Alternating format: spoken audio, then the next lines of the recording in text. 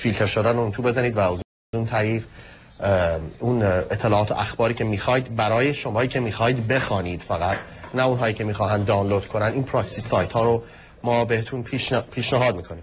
حالا اگر برگردیم مثلا این تصویر بریم به تصاویری که من امروز برای خود سایت VOA یک سری تصویر رو گرفتم و نشون میده که چگونه کسایی که خواستن، شما بعد از اینکه این سایت ها رو نوشتید و واردشون شده این پراکسی ها رو، اولین کاری که بکنید باید وارد وبسایت شبکه فارسی صدای امریکا بشید و بعد از اون به قسمت های مختلفش، حالا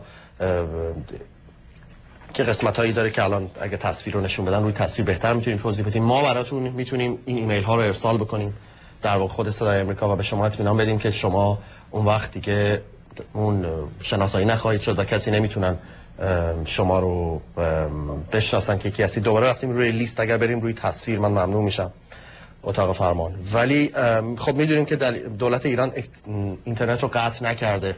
این تصاویر هست. شما بعد از اینکه وارد وبسایت شدید میتونید آدرس سایت ما رو کلیک کنید و وارد وبسایت ما بشید. بعد از اینکه وارد وبسایت شدید در قسمت پایین در دست راست در زیر قسمت خدمات یک قسمتی وجود داره به اسم دریافت خبرنامه. اگر روی اون کلیک بکنید وارد صفحه دیگری خواهد شد که به شما میگه که شما ایمیلتون رو در اون تیکه در اون قسمتی که میبینید وارد میکنید. ایمیلتون رو که وارد کردید دکمه بفرستید یا سندیت رو فشار خواهید داد و خود به خود شما وارد لیست دریافت خبرنامه ما میشید. یه قسمت دیگه هم که وجود داره در زیر برنامه پارازیت یک قسمتی هست به اسم فیلتر شکن، تکنولوژی های فیلتر شکنی که در واقع تلویزیون صدای آمریکا داره به شما معرفی میکنه. 3 تا قسمت داره: پراکسی های هفته، نرم افزار پرواز و سایفن که هر کدوم از اینها کار خودشون رو انجام میدن. پراکسی های هر هفته همین سایت هایی است که من الان خدمتتون معرفی کردم، با این تفاوت که این سایت ها در واقع بلاک کردنشون خیلی سخت‌تر خواهد بود برای حکومت ایران. و نرم افزار پرواز که این نرم افزاری است که در واقع به شما امکان میده با دانلود کردن این نرم افزار بتونید یک در واقع دور بزنید اینترنت رو، یعنی به صورتی باشه که انگار اصلا شما به اینترنت وصل نیستید و بتونید اطلاعات رو در واقع از یک در پشتی از طریق این نرم افزار به حالا هر جایی که میخواید بفرستید. یه قسمتی وسط صفحه داره که الان نشون خواهیم داد، نوشته که برای دانلود کردن نرم افزار فریگیت اینجا رو فشار بدید، در واقع اینجا رو کلیک کنید. اونجا رو که کلیک بکنید میتونید برگردید به صفحه اصلی، اون نرم افزار میاد و شما میتونید در واقع بدون اینکه شناسایی بشید روی اینترنت هم آپلود کنید تصاویرتون رو، هم اینترنت رو بخونید. آرش، فریگیت بعضیا دارن هنوز استفاده میکنن ازش. بله.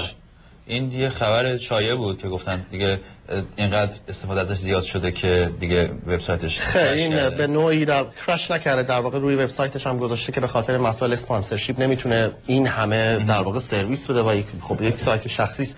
به دنبال این هستن که نسخه جدیدی رو در واقع به صدای امریکا ارائه دادن که ما هم داریم همینجور نرم افزارهای جدیدتر فریگیت رو میدیم. فقط توضیح این که این نرم افزار الان هم حتی با این ورژنی که ما الان داریم میدیم یک ورژن قدیمی تر است، باز هم میتونن اینترنت رو روش بچرخن ولی سرعتشون بسیار پایین خواهد آمد. از شایعات صحبت کردیم. یه سری وبسایت ها هستن الان که خودشون حامیان آقای میرحسینی موسوی معرفی میکنند و از مردم میخوان که اطلاعات شخصیشون رو بذارن اونجا که براشون اطلاعات مربوط به آقای موسوی و طرفدارانشون رو بفرستن. چقدر میشه به این وبسایت ها اعتماد کرد و اصلا چجوری میشه فهمید که آیا این وبسایت ها قلابی ان قلابی نیستن؟ آیا راهی وجود داره برای این؟ ببین، راهی که برای اینکه بخوای بفهمی قلابی ان قلابی نیستن وجود نداره، اما وبسایتی که از شما میخواد اطلاعات شخصیتون رو برای گرفتن خبرنامه واردش بکنید 100% بدونید که وبسایت واقعی نیست.